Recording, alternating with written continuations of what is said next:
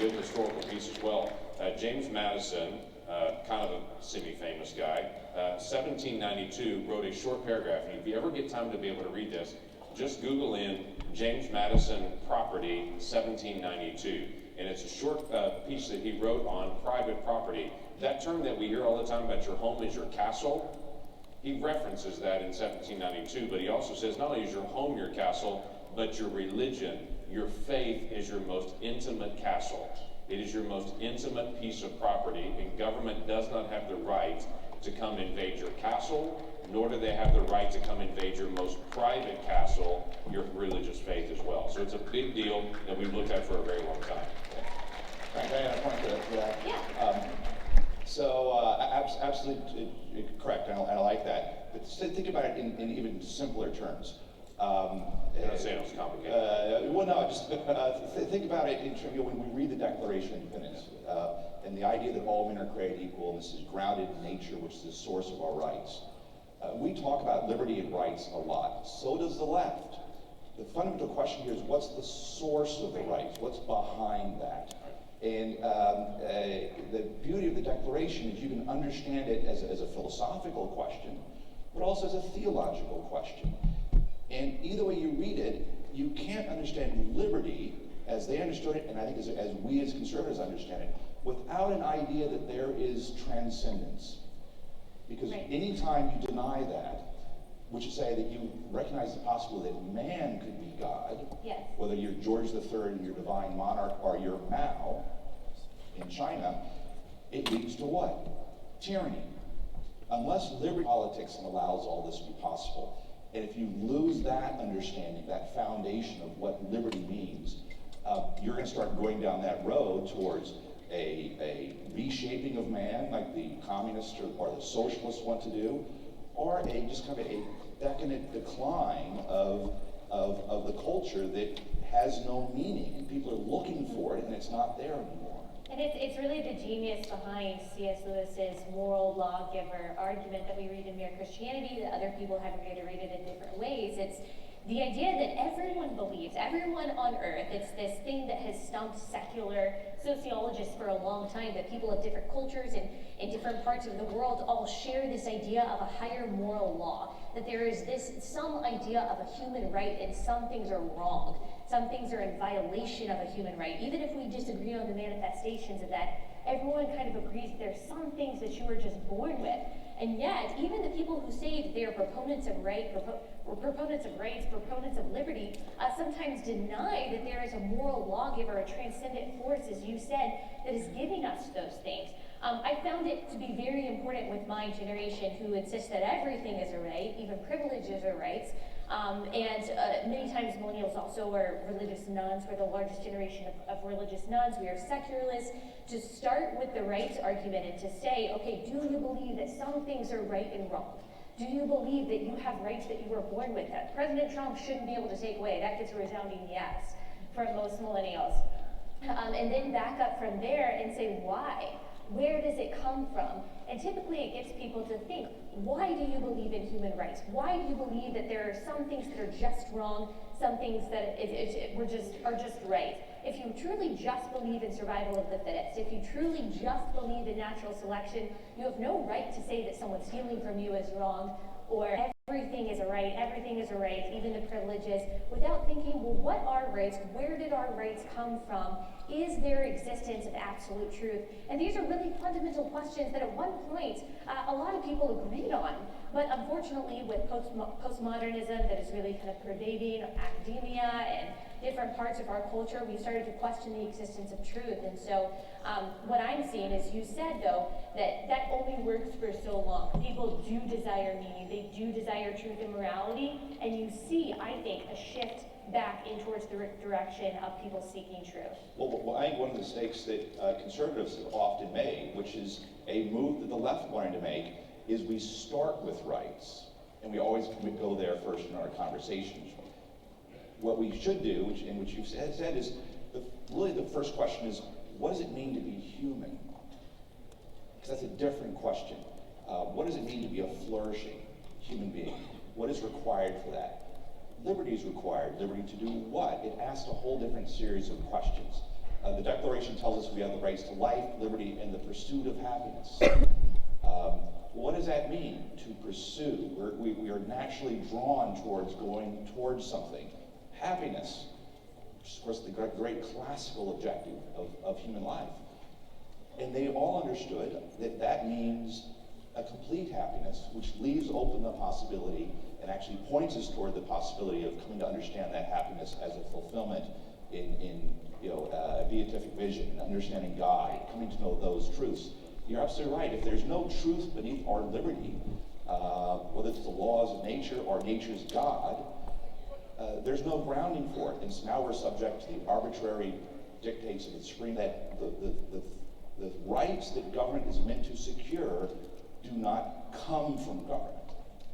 And you need an outside source. Right. And there are plenty of arguments from a long tradition of Western civilization, explained by these great thinkers and great books. And there's also a very long theological tradition. And at certain points in time and history, they come together in a beautiful way.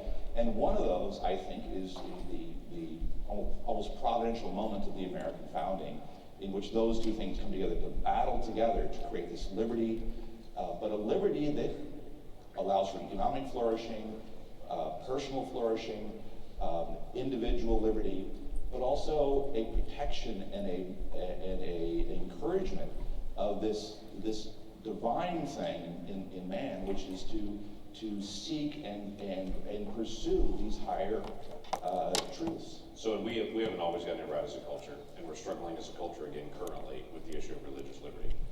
There are a whole group of people that say you can have a faith, just leave it over there. Just don't bring it out of your house. Or that they'll have a faith designation or a denominational designation, and it's almost like a membership in a club to them. They really don't participate, they really don't go, they really don't engage, so it's not meaningful in their life. It's just, I have this particular label, whether it be Republican, Democrat, Independent, Conservative, Liberal, whatever. They have that label. They also have this label as well. And one of the greatest challenges we have to religious liberty in this modern day is people that actually claim a faith that don't live their faith, as odd as that may be. Having a culture that is a vibrant culture of faith, where people not only have a faith, but they choose to live it, matters in our culture.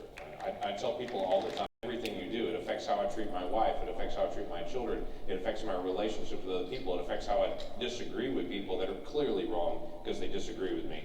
And so we have all this dialogue, but I treat them different because I understand that person's created in the image of God and they have value and worth. And so it affects my life. But as people can honor religious liberty more when a person actually lives their faith out. This is something we have really struggled with in our current modern day, but quite frankly, if you go back to the founding, we struggled with it at the very beginning as well. As a Baptist, Baptists were kicked out of most of the colonies early on because they weren't accepted as that. Almost every colony early on had a designated religion for that colony. And if you weren't that religion, you're not welcome in this colony. It was the birth of the nation and of our Constitution when our founders finally determined, time out, we're not going to be like other nations. We're not going to designate certain faiths. We're going to take this ultimate risk and challenge people to have a faith, live their faith, or it doesn't have to be the same faith as the ruler of what they've experienced in the past. And we're at our best when we choose to live our personal faith out and to live it publicly, privately, but sincerely. Yes, and I would say that, yeah, that was good. I'll give you a applause for that as well. It's okay to be a Christian, we're told, unless you actually believe what the Bible says. Unless you teach it or live it. You're allowed to do the parts about serving the poor. You're allowed to do the parts that are culturally acceptable, but as soon as you believe something that's counter to the culture, then it's not okay that you're a Christian. And in fact, you're not really a Christian, you're actually just a bigot now. Tell you that you should stay quiet because your religion and your faith is dying out anyway, it's not. So when you said religious nuns, I thought you said religious nuns. Yes, not Catholic nuns, sorry, N-O-N-E-S. Sorry for the confusion there.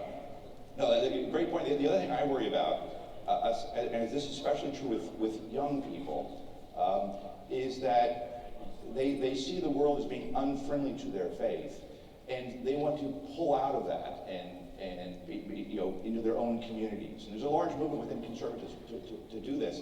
And I think that's problematic as well, because as I like to tell my friends, you might not be interested in government, but government is always interested in you. That's the problem. Right. So I think we need to not only encourage people to express their faith and become stronger in their faith, but that they have to be focused outward, especially now more than ever. We do not have a limited government, and with a very large bureaucratic administrative state that regulates everything in our lives, you have more and more opportunities for all the things we've talked about here. The bureaucratic authority within the modern administrative state, which Congress has given away to the executive, which the current executive is trying to pull back, but it's all still there, endorsed by the Supreme Court. It looks like the Supreme Court looks like it's going to pull back on some of these things after a long period of being very hostile. But that's not going to be enough. We can't disengage. We can't leave it to other people. And from the point of view of our faith, we need to be engaged and outwardly focused. But from the point of view of being a good citizen, I think we also have to be engaged in protecting those liberties, because we need to be actively involved, especially those with a very strong faith. So you can travel anywhere in the world, and if I can show you an open, thriving democracy where it's economically prosperous, almost always there's also religious liberty there. So there is some dialogue here at a conference like this to say, well, this is really a conference about freedom, about liberty, about economics, about all those things as well. But the core base that we began with more than 2 centuries ago is this acknowledgement that people are able to truly live free, that are also able to also practice their own faith. Many countries around the world, as you mentioned earlier, Matt, they don't have the opportunity to be able to do that. They have to have the faith or non-faith of the leader, or if they're born a certain faith, they're prohibited from ever changing their faith. That is the norm in most parts of the world. And this actually is going backwards. There are many countries now that are putting in non-conversion laws around the world that they say, well, we're going to fight off terrorism, or